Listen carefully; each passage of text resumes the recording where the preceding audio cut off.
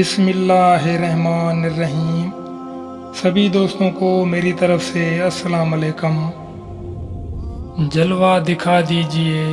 کلمہ پڑھا دیجئے، وقت رحلت آ گیا بغداد والے مرشد۔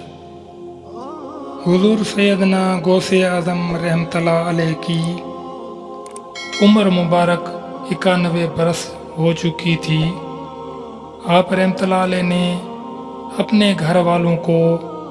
اپنے وصال کی خبر دی تو سب کی آنکھوں سے آنسو جاری ہو گئے۔ آپ رحمۃ اللہ علیہ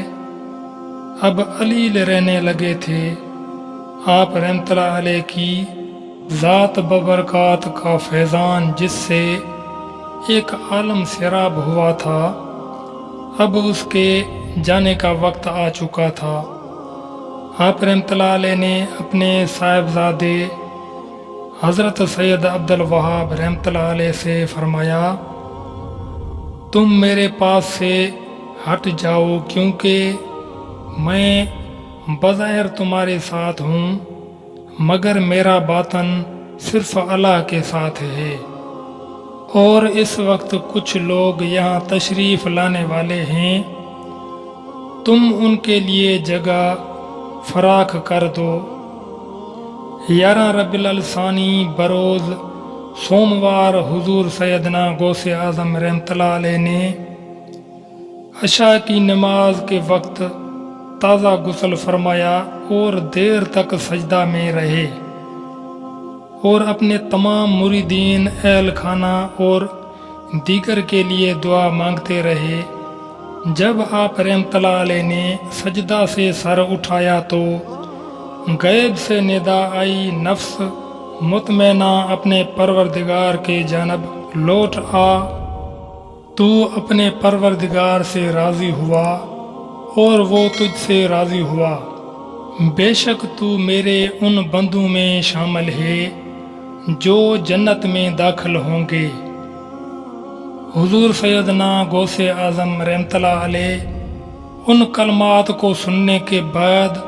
بستر پر لیٹ گئے اور آپ رحمۃ اللہ علیہ کی زبان مبارک سے یہ کلمات جاری ہوئے، میں اللہ رب العزت سے مدد لیتا ہوں جس کے سوا کوئی عبادت کے لائق نہیں ہے، جو زندہ ہے نہ اسے موت ہے اور نہ خوف، پاک ہے وہ جو قدرت سے باعزت ہے، جو بندوں پر موت طاری کرنے پر قادر ہے اور اس کے سوا کوئی عبادت کے لائق نہیں، اور حضرت محمد صلی اللہ علیہ وآلہ وسلم اس کے رسول ہیں۔ اس کے بعد حضور سیدنا غوث اعظم رحمۃ اللہ علیہ کی زبان مبارک سے اللہ اللہ کا ورد جاری ہو گیا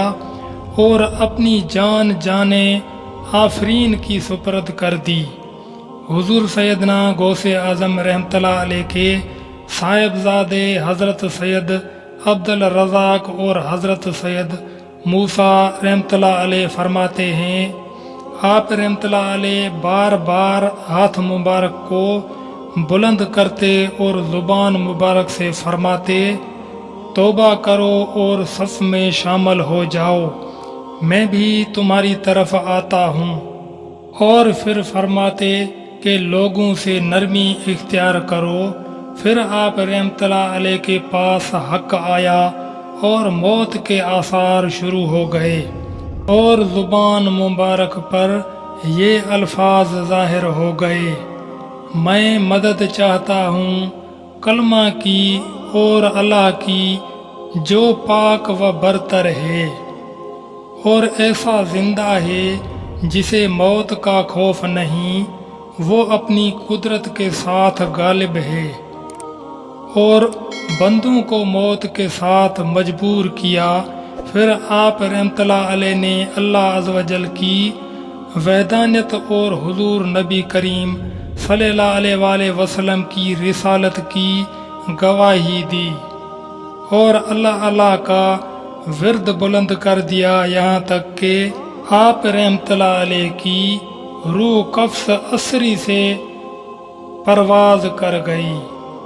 انا للہ و انا الیہ راجعون۔